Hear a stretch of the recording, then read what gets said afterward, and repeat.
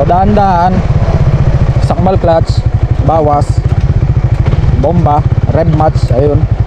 At kapag ka nag full stop na tayo, ayan, kapag ka nag full stop na tayo, for example nakahinto na tayo, hintayin na lang natin yung oras, neutral muna natin yung motor natin. Okay, ayun mga boss, so magandang araw sa inyo, ano. And 2 days nga pala tayong hindi nakapag vlog, bali gawa ng maulan.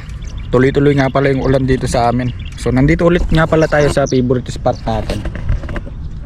Napakaganda ng panahon, napakaliwalas at hindi mainit. So bali ngayong araw, sasagutin lang natin yung tanong ng isa nating kaibigan, ano, kung paano ba daw magmaneho ng declutch na motor pagdating sa traffic. So nandito ulit yung ating Raider FI. Ayan. So nandyan ulit yung ating Raider FI. At sa mga nagsasabi nga pala na ginagaya daw natin si Kapwa, yan, nakatuwa lang, ano.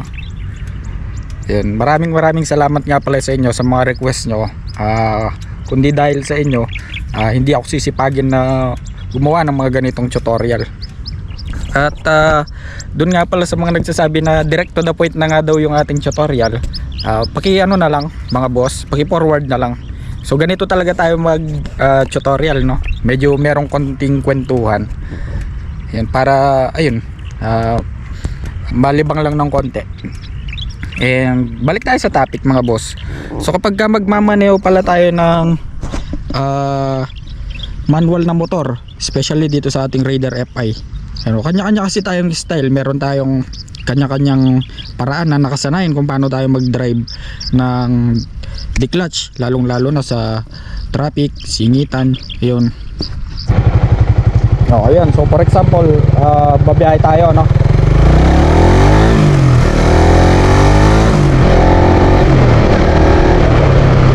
Okay. So paparating tayo ngayon sa traffic mga boss. Siyempre traffic light yan, mag-i-stop at mag-i-stop tayo dyan. Okay. So dahan-dahan, sakmal clutch, bawas, bomba, rev match, ayun. At kapag ka nag full stop na tayo, ayan, kapag ka nag full stop na tayo, for example nakahinto na tayo, hintayin na lang natin yung oras, neutral muna natin yung motor natin para yun, mapahinga yung clutch natin, at the same time yung kamay para hindi mangalay, no? So yun ang pinaka the best na gawin. Pansinin niyo yung mga tricycle driver natin, kapag ka full stop and traffic, madalas silang nag-neutral, which is alam na alam nila yung makakabuti at makakasama sa kanilang mga motor. Then kapag singitan naman mga boss, ang magandang gamitin dyan na gear or cambio is primera at segunda. Kasi singitan minsan mabagal yan, minsan mag full stop talaga kayo. So yun lang yung lalaruin nyo. At konting rev match, konting bomba para masana yung kamay nyo sa pangangalay, ano. So ayun lang naman mga boss.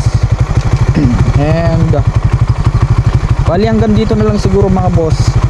Sana may natutunan kayo, at ako nagustuhan yung video na to, baka pwedeng pakipindot naman ng follow button, pusuan nyo na rin, at pakipindot na rin ng share. Ayun, maraming salamat mga boss.